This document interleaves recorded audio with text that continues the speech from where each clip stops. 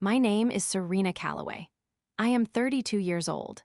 And the night that was supposed to celebrate my stepsister's perfect love story became the night the entire room finally understood who I was, not because I told them, not because I fought back, but because I stayed silent and the truth had no choice but to speak for itself. Before I take you through what happened, I want you to know something important. This story is not about revenge. It is not about proving anything to anyone. It is simply what happens when a woman who was once thrown away quietly becomes someone who cannot be ignored. And by the time this evening was over, not a single person in that hall, not the 500 guests, not the perfectly dressed waitstaff, not even the flower arrangements, would be able to forget what they witnessed.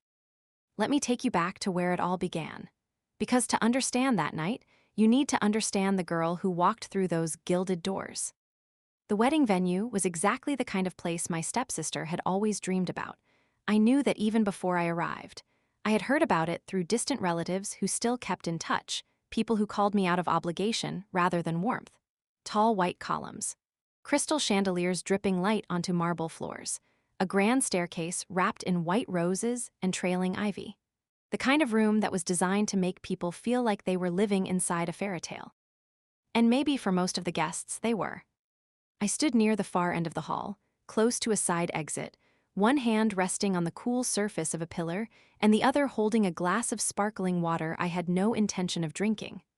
I had arrived late enough that the cocktail hour was already in full swing, early enough that dinner had not yet been announced. I found my pocket of quiet, and I stayed in it, watching. Nobody noticed me. That was the plan. I had spent 12 years becoming very good at not being noticed when I chose not to be. There was a time when invisibility was something that happened to me, something forced upon me. Now it was a skill I had refined into something almost elegant.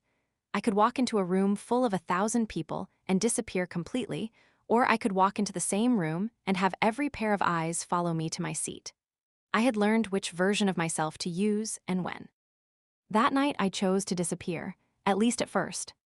But standing there in the soft amber light, watching my stepsister, Camille, glide through the crowd in her cathedral-length gown, I felt something I had not prepared for. Not anger, not bitterness, something quieter and more honest than either of those things. A kind of grief, maybe. The grief of watching someone live a life you were once part of, however painful that part had been. And realizing that they had built their world so completely, without you, that your presence in it now felt like an error in the architecture. I should not have come. I had told myself that 100 times before the night arrived, and yet the invitation had appeared 3 weeks earlier in my mailbox, printed on cream cardstock, embossed lettering, the kind of stationery that cost more than some people spend on groceries in a month. Camille's name, her fiancé's name. The date, the venue, the dress code. Formal. I had stood in my kitchen for a long time holding that card. My apartment was quiet around me. Floor to ceiling, windows looked out over a skyline I had worked for years to be able to afford, a view I had earned through decisions and sacrifices and failures and restarts, and the kind of relentless effort that people rarely see because it happens in private, in the dark, in the moments when giving up would have been so much easier. I set the card on my kitchen counter and looked at it for 3 days before I RSVP'd yes. Even now, standing in that marble hall, I could not fully explain why I had come. Closure, maybe, or perhaps something more complicated than that, the quiet human need to see the place where your pain originated and discover that it no longer has the power over you that it once did. To stand in the fire and feel nothing burn. That is what I had come for. The past has a way of living in the body long after the mind thinks it has moved on. I was 16 years old when my mother died. She passed in the spring, quietly, the way people sometimes do when the illness has been long and the body simply runs out of the will to keep fighting. She was 41. She had the kind of laugh that made everyone in a room turn their heads and hands that smelled like lavender, and she used to sit on the edge of my bed at night and tell me that I was made of something unbreakable. I believed her, the way children believe the people who love them. Completely and without question. After she was gone, the world rearranged itself in ways I was not old enough to understand.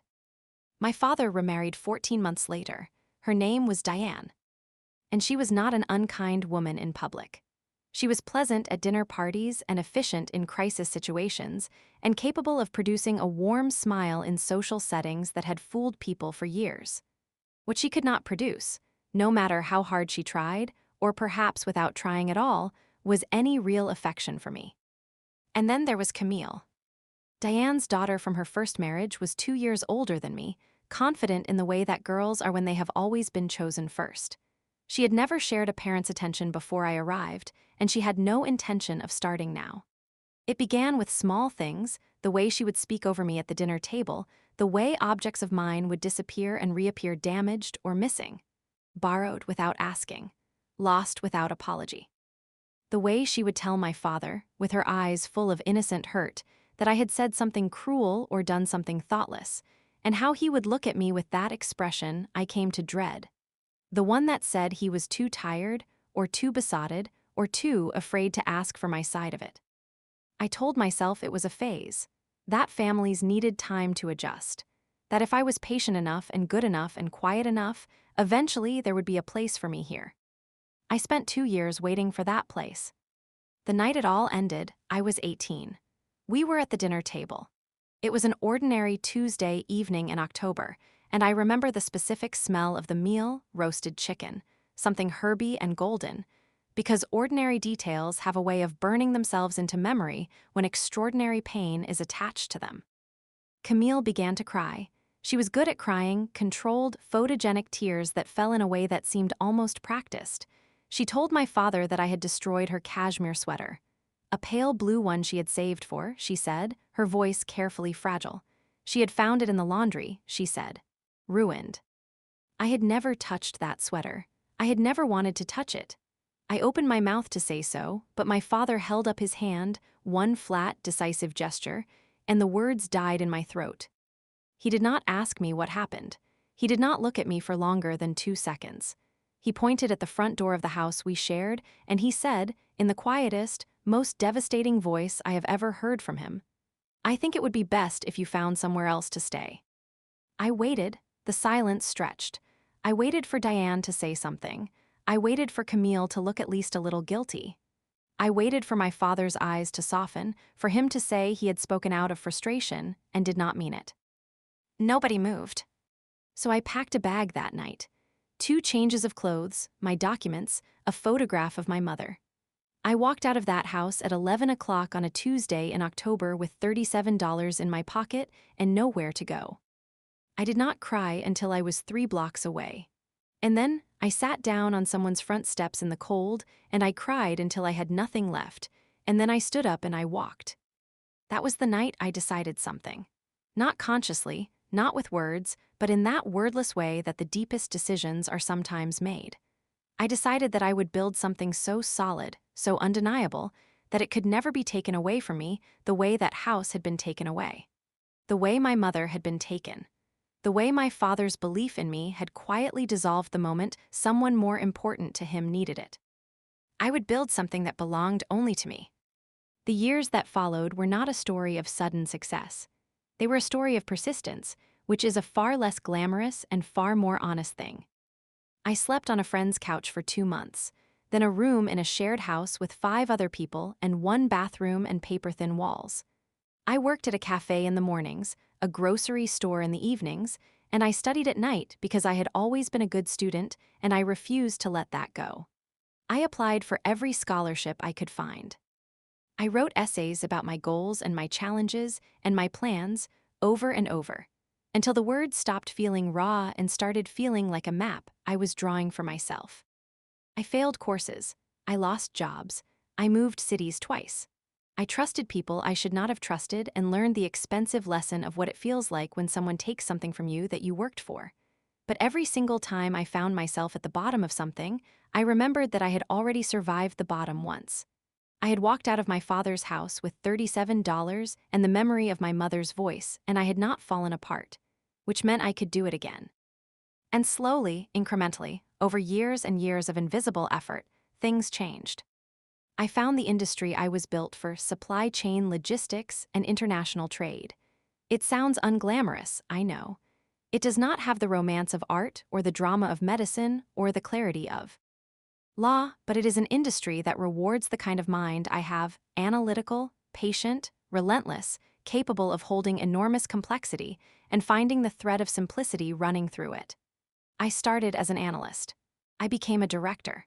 I built relationships with people in 6 countries. I made decisions that other people were afraid to make and was proven right enough times that they started bringing me into the room earlier. And then, 7 years ago, I built my own company, Callaway Global Trade Partners. What began as 3 employees and a rented desk space in a shared office became something I still find difficult to fully grasp when I look at it from the outside.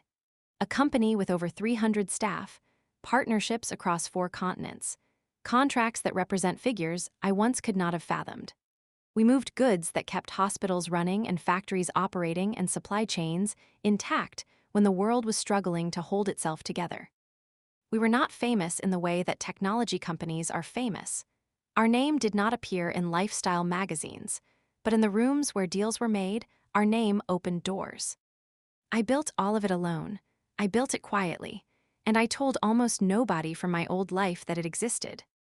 Not because I was hiding, but because I had long since stopped needing them to know. I was thinking about none of this as I stood in the wedding hall watching Camille work the room. I was thinking about how tired I was, how the flight had been 3 hours and the hotel check-in had taken longer than it should have, and how I had eaten a granola bar in the taxi because I had not had time for dinner. I was thinking about whether I would stay for the reception or leave after the ceremony. I was thinking about the fact that I had brought a card and a modest gift and had absolutely no expectation of any warmth in return, and whether that said more about them or about me. And then I heard my name. Not the name I use professionally. The old one. The full childhood name that only people from that era of my life still used, called out in a voice I recognized the way you recognize weather, not something you need to identify, simply something you feel. Serena. Camille was walking toward me. Her dress was extraordinary, layers of structured silk, a neckline that required a great deal of confidence, hair swept up with what must have been 40 pins and a professional's worth of work. She was beautiful. She had always been beautiful. That had never been the issue. What I noticed, as she crossed the marble floor toward me, was the expression on her face. It was not surprised to see me, though she covered for that quickly. It was something older and more reflexive, the particular expression of someone who has spotted an intruder in territory they consider theirs and who intends to handle it. She stopped a few feet in front of me. Behind her, a cluster of guests had turned to watch. The ambient noise of the room continued around us, music and clinking glasses and conversation, but in our immediate orbit, there was a pocket of attention forming. "You actually came," she said. Not a welcome. Not a question, really. A statement delivered with exactly enough lightness to be deniable if necessary, but with an edge underneath it that I recognized perfectly. "I did," I said. My voice was even. I had spent years learning to keep it even. She looked at me the way she always had, that long, measuring look that traveled from my face to my shoes and back again, as if taking inventory of my inadequacy. I was wearing a simple dress. Midnight blue, well-cut, nothing remarkable. I had not tried to outshine anyone. That had never been my intention. "I didn't think you'd actually, well," she laughed softly, shaking her head. "I wasn't sure you'd have the nerve." A few of the nearby guests were definitely listening now. "It's your wedding," I said simply. "I wanted to see you." Something shifted in her expression, not softening, exactly, more like recalibrating, as if my calm was a puzzle she had expected to be simpler. "You look," she began, and then paused, and I watched her choose her next words with the precision of someone who wants to wound without leaving obvious marks. "Exactly the same." It was meant to diminish. As if I had not grown, not changed, not become anything since the last time she had seen me. As if I was still the girl she remembered, the one with $37 and a borrowed coat and nowhere to go. I said nothing. That was what undid her, I think, my silence. She had come prepared for an argument, for defensiveness, for the old familiar dynamic of my discomfort feeding her confidence. When she found none of those things, something in her recalibrated again, but in the wrong direction. Not toward restraint, toward escalation. "You know," she said, louder now, and I could see her awareness of the audience without her acknowledging it, feeding off it the way she always had. They rare people here tonight who have actually built something with their lives. A few murmurs nearby. People who deserve to be in a room like this. I looked at her steadily. I did not look away. And then she made a small gesture in my direction, a dismissive sweep of her hand. And then there are people who just show up. Someone laughed, soft at first, a single person, and then it spread, the way laughter spreads in crowds when it has been given permission by someone confident enough to laugh first. I felt it the way you feel a room's temperature drop. Not cold enough to make you gasp, but cold enough to notice. I was very still. I had been still like this before. 16, 18, 20 years old, standing in rooms where people decided what I was worth and found the number to be very low. I knew what to do with this feeling. I breathed through it. I let it exist without letting it become anything. Camille stepped closer. Close enough that I could see the precise application of her makeup, the careful work of the artist who had been paid to make her look effortless. "You never really belonged here," she said quietly. "Personal now, meant for me, not the audience. Not then, not now." And then, without warning, without escalation, without the slightest signal, her hand rose and struck me across the face. The sound was sharp, unmistakable, a single crack that cut through the ambient noise of the room like a stone through glass. Everything stopped. And then the laughter came, louder this time, unambiguous. The kind of laughter that does not ask whether something is funny, only whether someone confident has decided it is. My cheek was burning, my ears were ringing slightly, I stood completely still. I did not raise my hand to my face. I did not step back. I did not say a single word. Camille was looking at me with an expression I recognized, the look of someone who has just been surprised by their own action and is deciding, very quickly, whether to be satisfied or afraid. She chose satisfied. She lifted her chin. "You should probably go," she said. I looked at her, not through her, not past her, directly at her, and I said nothing. Because here is what I had learned, over 12 years of building something in silence. The people who need you to react in order to feel powerful are also the people who are most destroyed when you don't. The laughter was beginning to fade around us. The crowd's attention had shifted from amusement to something more uncertain. People could feel that something was wrong, not with me, but with the shape of the moment itself. Something was off about it. The woman who had just been struck was standing too quietly, too completely, like she knew something no one else in the room did. And then a voice came from behind the crowd. "Does anyone here actually know who she is?" The voice was male, measured, carrying the kind of authority that does not come from volume but from absolute certainty. The crowd parted slightly, the automatic parting of people who sense that the person moving through them has somewhere important to be. He was tall, dark jacket, white shirt, the kind of face that photography does not quite capture because the quality of attention in it is something you feel more than see. He stopped beside me, not in front of me, not behind me. Beside me, as an equal stands beside another equal. And he was looking at Camille's fiancé. No, wait, I looked again. He was Camille's fiancé. His name was Elliot Marsh. I had seen his photograph on the invitation. I had known nothing else about him except that he was in some form of international business. A mutual acquaintance had mentioned it, offhandedly, and I had not paid much attention. But I recognized the expression on his face now. I had seen it in boardrooms. The particular, slightly stunned look of someone who has just realized they are standing in the same room as a person they know by reputation. A reputation that commands very specific reactions from very specific people. He knew who I was. I did not know how, but he knew. Camille turned to him, and I saw the flicker of something, confusion, beginning of alarm, cross her features before she replaced it with a smile that was half assembled and not quite steady. "What are you doing?" she asked, a light tone, trying to make it small. "I'm asking a question," Elliot said. His voice was still calm, dangerously, precisely calm. "She's nobody." Camille's laugh was the kind that asks the room to agree with it.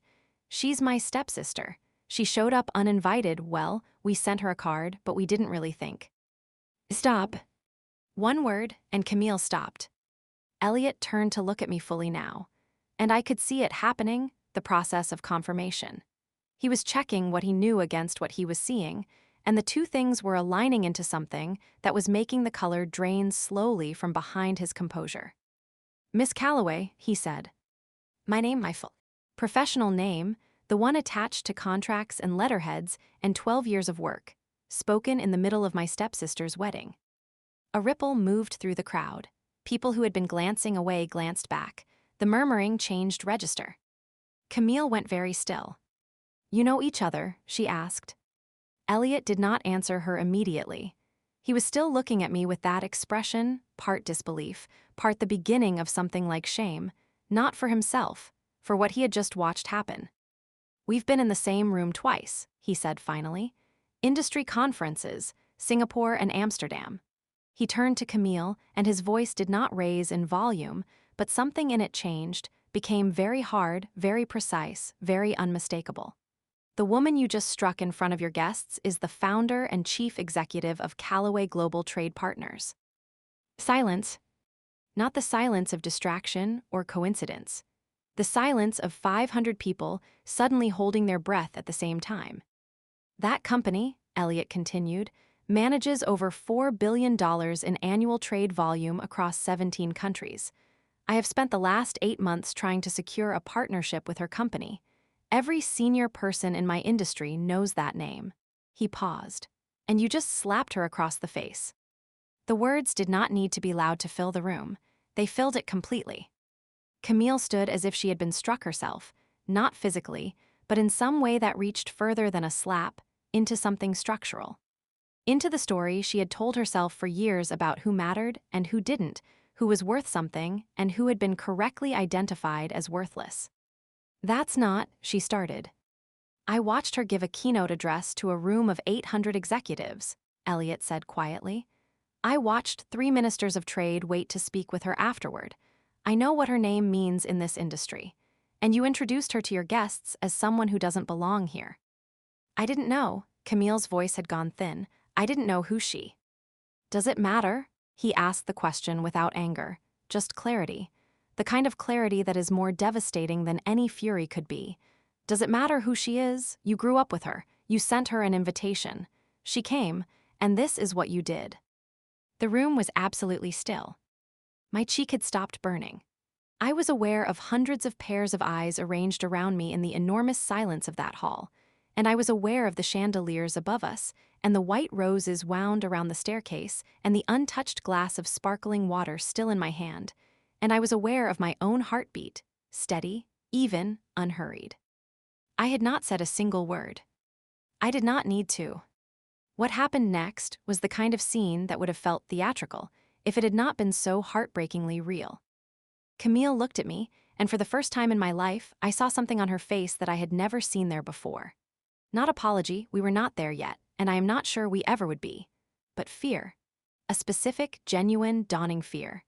The fear of someone who has just realized that the story they built their confidence on, the story in which they were the important one and I was the cast-off, the surplus, the girl who never amounted to anything, was not the only story. Had never been the only story. Had been, for a long time, a story told inside a very small room. "I didn't know," she said again, but the repetition had changed meaning. The first time it was a defense. Now it sounded like something closer to a confession.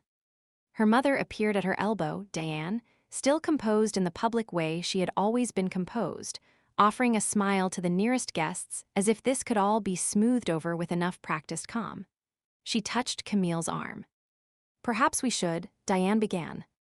"I didn't know she was." Camille's voice was rising now, losing its shape. "She never said anything. She never told anyone. How was I supposed to know she was?" "She didn't tell anyone," Elliot said, "because she didn't have to. She built it anyway." I don't know if he had intended those words to land the way they did, but they moved through the room like something with weight to it. A few people near me exchanged glances. Somewhere behind me, I heard someone exhale. My father appeared.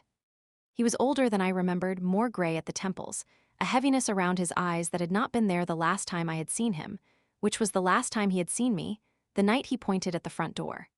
He was dressed in a dark suit that fit him the way suits fit men who have worn them for decades without ever quite feeling comfortable in them.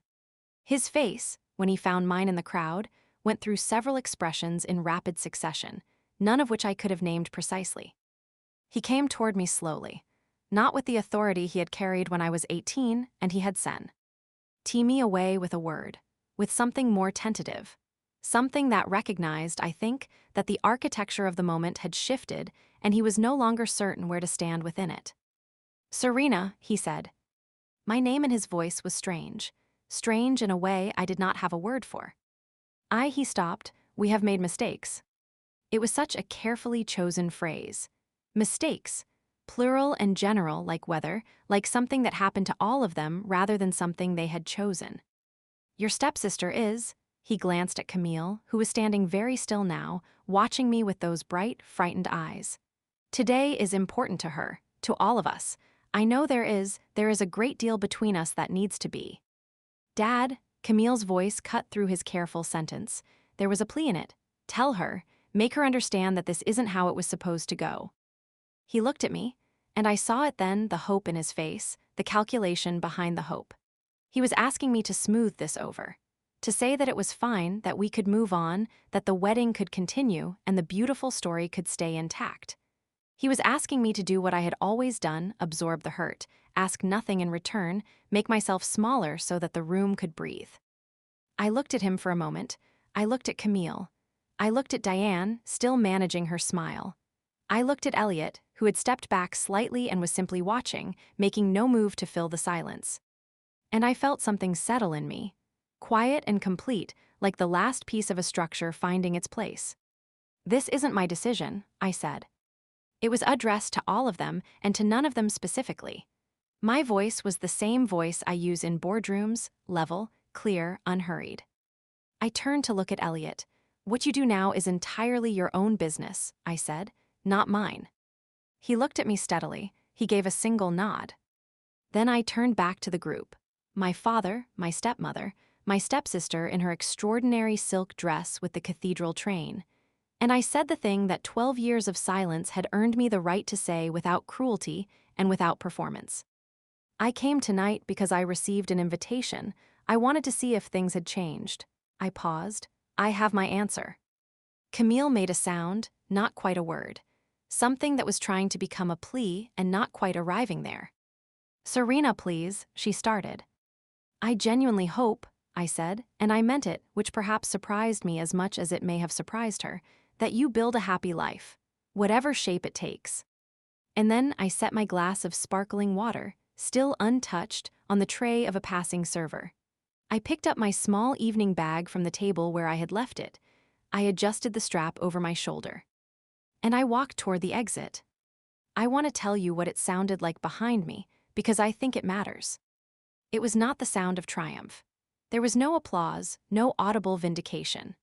What I heard behind me was silence, and then the low, disoriented murmur of 500 people processing something they had not expected to witness, and somewhere in the middle of it, very clearly and with a rawness that I could feel even from a distance, the sound of Camille beginning to cry.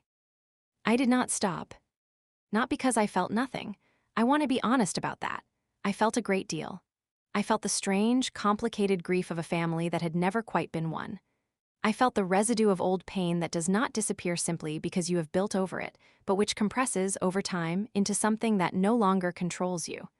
I felt, underneath all of it, something that I could only describe as peace, not happiness, not victory, but peace. The peace of someone who has carried something heavy for a long time and has finally set it down in the only place that was ever going to hold it. In the open, in the light, where everyone could see it, and it could no longer pretend to be smaller than it was. I walked through the marble lobby, past the white columns, out through the tall glass doors and into the night air, which was cool and clean and smelled like rain that had fallen somewhere nearby. I stood on the front steps for a moment, and I breathed. A car arrived, the one I had booked before coming in, already arranged, waiting at the precise time I had scheduled it, because I had always assumed I would be leaving early. The driver held the door. I got in. The city moved past the windows in blurs of light, amber and white and blue, and I sat in the back seat and let myself be still. I have thought many times since then about what I would say to the people in that room. Not to defend myself, there was nothing to defend, but simply to speak the truth out loud, in the way that truths sometimes need to be spoken, not for the person they're said to, but for the atmosphere they clear. I would say this: I was never nothing, I was always something. I was something in tea. He moments when I cleaned tables and studied by lamplight in a room I shared with 4 strangers. I was something when I failed the first business I attempted and had to start again. I was something when I sat across a table from investors who looked at me with polite skepticism and laid out my vision for them anyway, methodically and completely, until the skepticism became something else. I was something when I signed my first major contract, when I hired my 50th employee, when I received an email from a government ministry requesting a meeting about supply chain frameworks. The fact that certain people did not see it did not make it less true. It only made them less informed. And here is the thing about people who are told they are nothing and refuse to accept it. We do not spend our energy on revenge. Revenge requires that you stay oriented toward the person who hurt you. It requires you to keep them in your field of vision, to make their pain the measure of your success.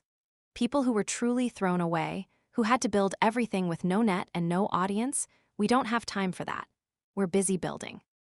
The return, when it happens, is rarely planned. Life simply brings you back to certain rooms.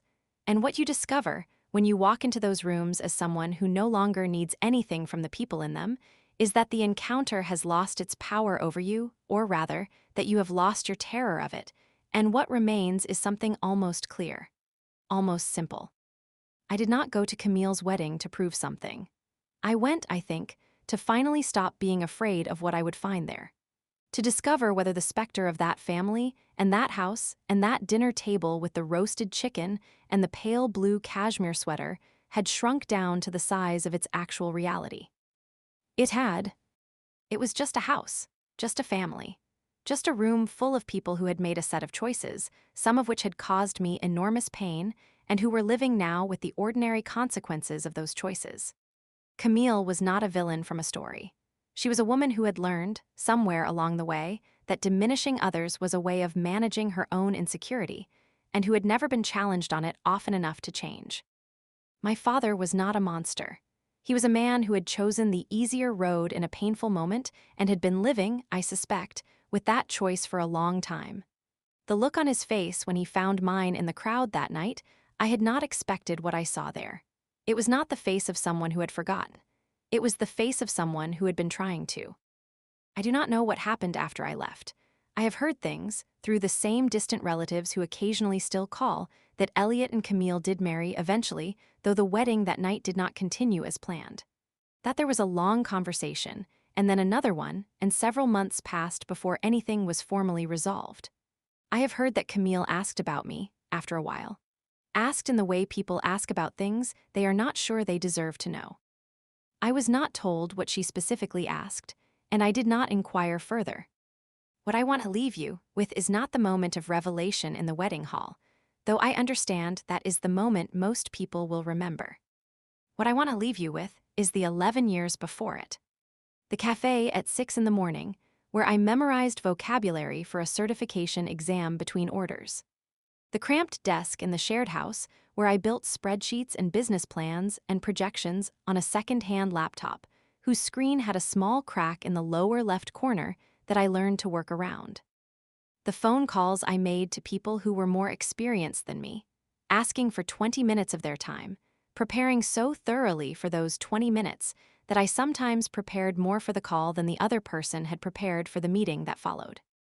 The times I failed.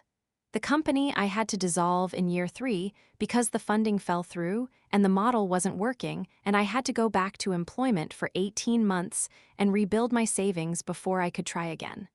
The partnerships that didn't work out. The deals that fell through at the last moment. The employees who left, the clients who left, the moments in quiet offices late at night when I sat alone with a business that was not yet what I needed it to be, and I had to decide, for the 10,000th time, whether to keep going. I always kept going. Not because I had something to prove to the family that had sent me away. They were not in my mind in those moments, or not in any conscious way. I kept going because I had somewhere to go, Because I could see it not in detail, but in shape, the way you can sometimes see the outline of a city before you arrive, the skyline just visible at the edge of your sight. I could see what I was building, and I wanted to live in it. That is the thing nobody tells you about the people who are written off. We have the great advantage of having nothing to lose, no inheritance to protect, no reputation to maintain, no family story to uphold. We can fail as badly and as frequently as the work requires because the floor of failure is already behind us. We walked through it. We survived it. It lost its terror somewhere in the first year of sleeping on a borrowed couch and realizing that we were, in fact, still here. And when you are not afraid of failure, you are free to try things that people with more to lose will not attempt. That freedom is not a gift. It was given to me by people who thought they were punishing me, and I used every bit of it. I am 32 years old. My company employs 347 people as of this month. We are in the middle of negotiations that, if successful, will expand our operations into 3 new markets. My assistant manages my schedule, and my assistant's assistant manages the overflow. I have a view from my office window that I paid for with 10 years of work that nobody watched me do. My name is Serena Calloway. And I was made of something unbreakable. My mother told me so. In the end, it turned out she was right. I think about that girl sometimes, the one who walked out of a house in October with $37 and a photograph. I do not think of her with pity. I think of her the way you think of someone you deeply respect. Someone who, at a moment when every sign indicated that she should give up, simply did not. She did not fight back that night either. She did not argue. She did not beg anyone to reconsider. She walked out the door and she started building. The wedding hall, the marble columns, the 500 guests, the chandeliers, all of that was just a room. Just a room full of people who found out, one evening, that the girl they had looked past for years had been quietly becoming someone they could not afford to overlook. I did not go back to tell them that. Life simply arranged itself that way. And as the car drove through the glittering city that night, taking me back to the hotel, and then the early flight home and the Monday morning meeting, and the contracts that needed reviewing and the life that was waiting, full and real and entirely mine, I felt something I had not expected to feel. Gratitude. Not for the slap, not for the humiliation or the laughter or the years of being told I was less than I was, for none of that. But for the version of me that it created. For the girl who walked out and kept walking. For every morning she got up when she did not want to, and every night she stayed at that desk when leaving would have been so much easier.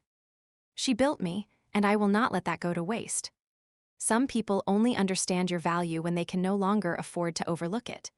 By then, you are already somewhere they cannot reach, not because you ran away from them, but because you walked, steadily, in your own direction, long enough to arrive somewhere entirely your own.